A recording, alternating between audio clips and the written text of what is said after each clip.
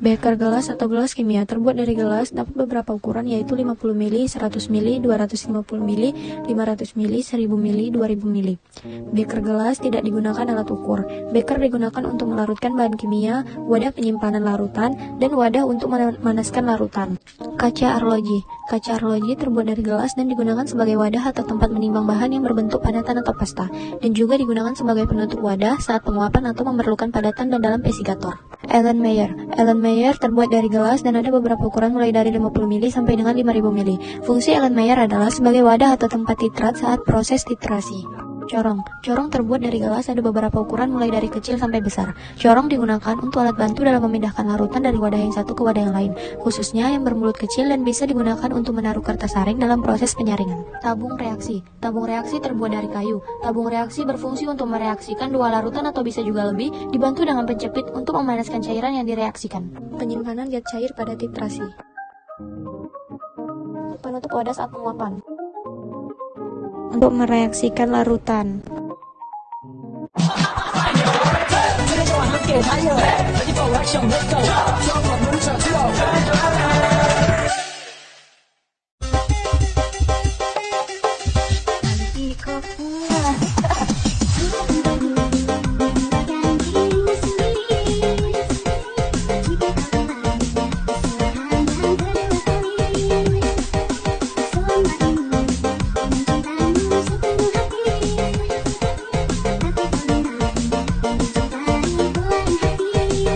Botol semprot, tempat menyimpan larutan atau zat cair, menyemprotkan dan menambahkan aquadens dalam jumlah sedikit, membilas atau pembersihan peralatan-peralatan yang akan digunakan. Ukuran botol semprot adalah 500 ml.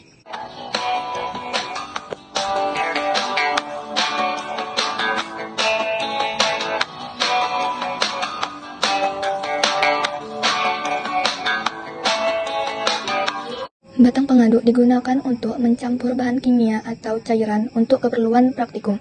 Fungsi batang pengaduk juga adalah untuk membantu dekantasi larutan. Ukuran batang pengaduk adalah mempunyai panjang 15 cm, 20 cm, dan 30 cm dengan diameter 6 mm. Corong pisah, corong pemisah atau corong pisah adalah alat laboratorium digunakan untuk memisahkan komponen dalam suatu campuran antara dua fase pelarut dengan densitas berbeda yang tak campur. Ukuran corong pisah adalah 50 ml sampai 3 liter.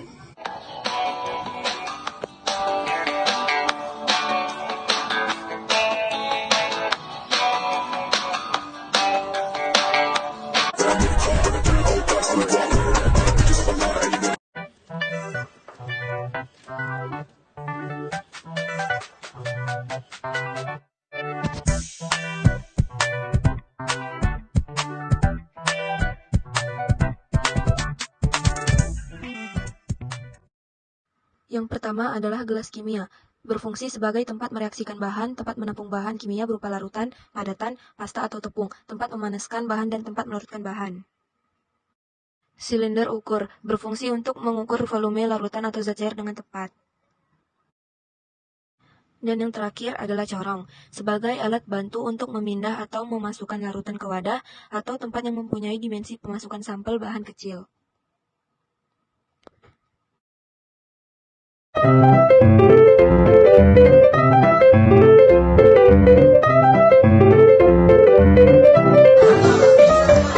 Mortar dan alu, fungsinya menghaluskan atau menggerus suatu bahan.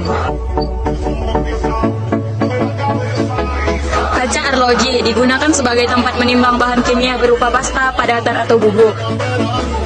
Labu ukur, membuat larutan dengan volume dan konsentrasi tertentu.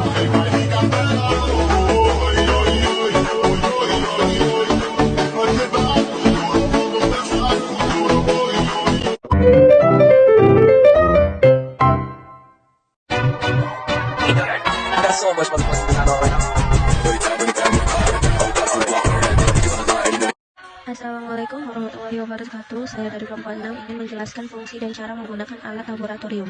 Yang pertama, saya akan menjelaskan fungsi dari kaki 3. Kaki 3 adalah salah satu dari instrumen peralatan laboratorium non-gelas yang digunakan sebagai penyangga alat dalam proses pemanasan. Di sini saya akan menjelaskan bagaimana kaki 3 digunakan di laboratorium. Pastikan kaki 3 diletakkan di atas meja yang permukaannya rata sehingga berdiri tegak. Letakkan pembakar bonsat atau spiritus di bawah kaki 3.